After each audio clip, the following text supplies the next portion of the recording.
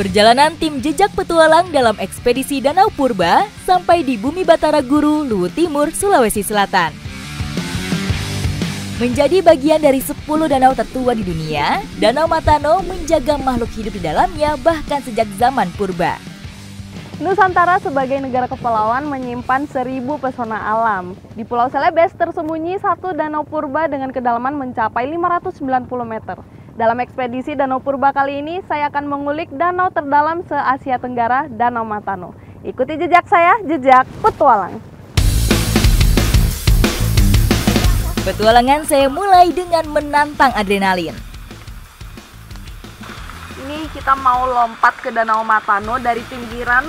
Nah, ini tingginya kurang lebih 7-8 meter. Tapi untungnya yang di bawah kita itu lumayan dangkal nih, 5 meter. Nanti baru semakin ke tengah, semakin dalam ya Pak.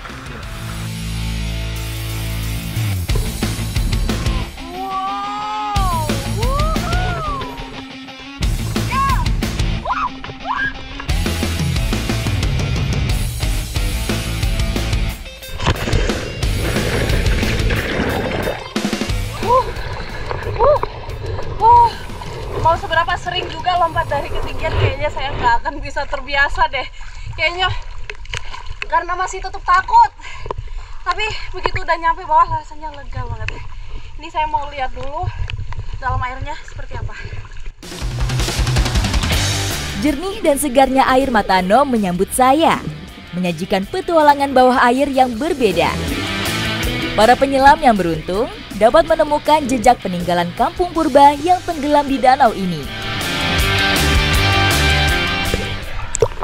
Untuk bagian tepi di sini, meskipun hujan, tapi airnya tetap clear karena mungkin bawahnya itu full dengan batuan.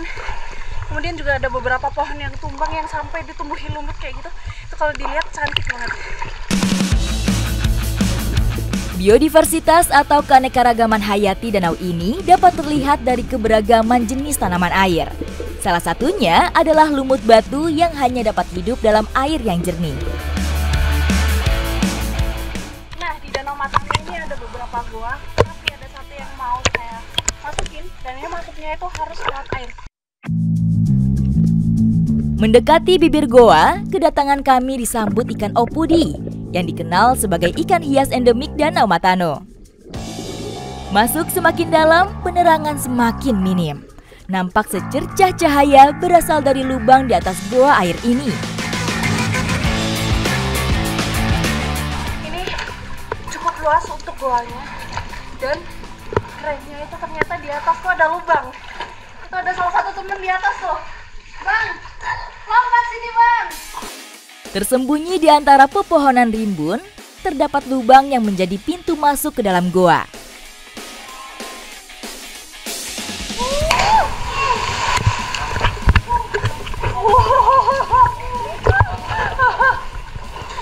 Mantap banget bang! Wah! Jadi yang lubang di atas goa ini itu tingginya kurang lebih 10-12 meter dan itu bisa dilompati, tapi khusus dilakukan oleh profesional karena lubangnya kecil. Danau Matano memiliki beberapa lapisan sedimen yang sering memacu terjadinya gempa tektonik. Patahan yang terjadi membentuk berbagai kenampakan alam, termasuk goa air ini.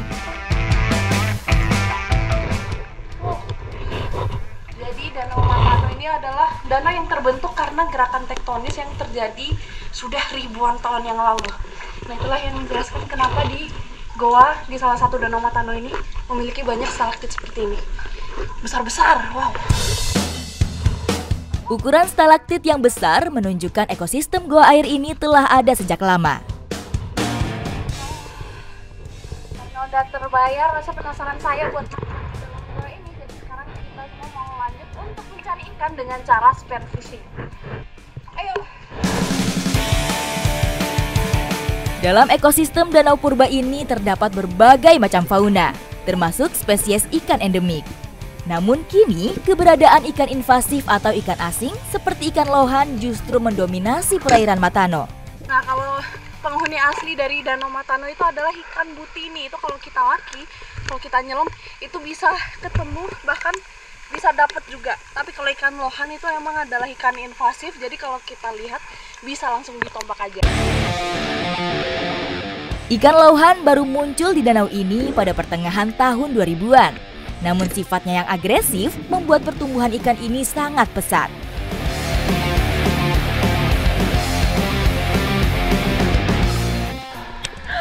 Wah, jago!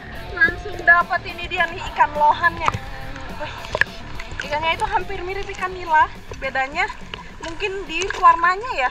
Ini lebih gelap tapi ada corak-corak merahnya nih. Tidak sulit mendapatkan ikan di Danau Matano. Mengandalkan airnya yang jernih, kami hanya menunggu ikan lengah dan bidikan langsung mengenai target.